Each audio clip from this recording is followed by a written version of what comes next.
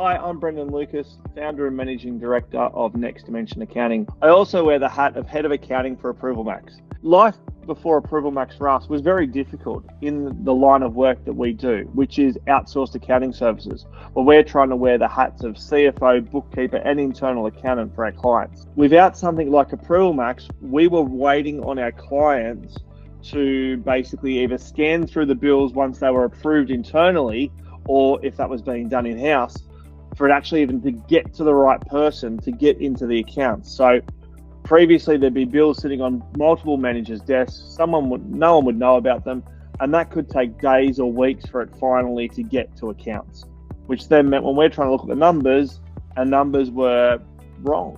But we didn't know they were wrong. We didn't know how wrong they were till all this paperwork turned up. There are even some clients where it was just too hard and we could only do cash accounting, which is a very simplistic way of looking at an organisation. We found it really challenging and basically limited the services we could do and the advice we could provide because we didn't have all the information.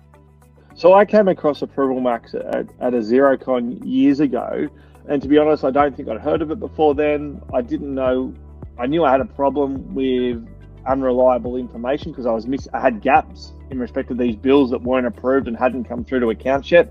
I spotted the stand of ApprovalMax and went and spoke to the team and saw the product in action. Light bulb moment for me, going, wow, this is what we're missing. This could be the gap that we were trying to fill and would totally transform the way that we work and the way our clients work.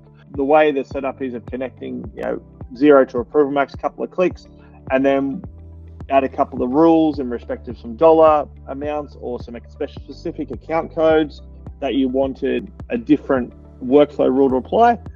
And then all of a sudden, every bill you sent through after that then followed those rules. So we found it really easy. We obviously had to tinker with things afterwards because we didn't know the product well enough. We just jumped straight in and started using it. But again, that was really easy to tweak. And in my experience with more recent clients, again, it's super easy. Once we have a brief conversation and work out who should be approving what and what rules they already have internally or wish they had, we basically just type and click that information to ApprovalMax and we're up and running. All of a sudden, our clients then had a process for managing their bills which didn't revolve around one person. So if the accounts person internally was away, the bills didn't get entered in the system. Where now what could happen, they could be emailed, scanned through, go to whatever system they're using, and then ApprovalMax jumps in and starts the process. So all of a sudden, that then meant that management could see what was going on. So there was really like a culture shift of how to manage cash flow, manage accounts payable, which they really struggled to do before that because they didn't know who they actually owed money to. They had an idea, but they didn't actually have it in front of them on one screen in one place. As well, you could see who you had to chase. So that's made a big difference as well. So you can divide and conquer what you're actually chasing. And the big one for me is the budget checker. So it's probably still my favorite feature of ApprovalMax, where now when someone was approving a bill, and I know internally when I still do this myself, I already get that instant information of whether that cost has come in under or over budget for the month, or how much I've got left still to spend this month, where typically I'd have to wait for the month-end reports to come out and see how we went against budget.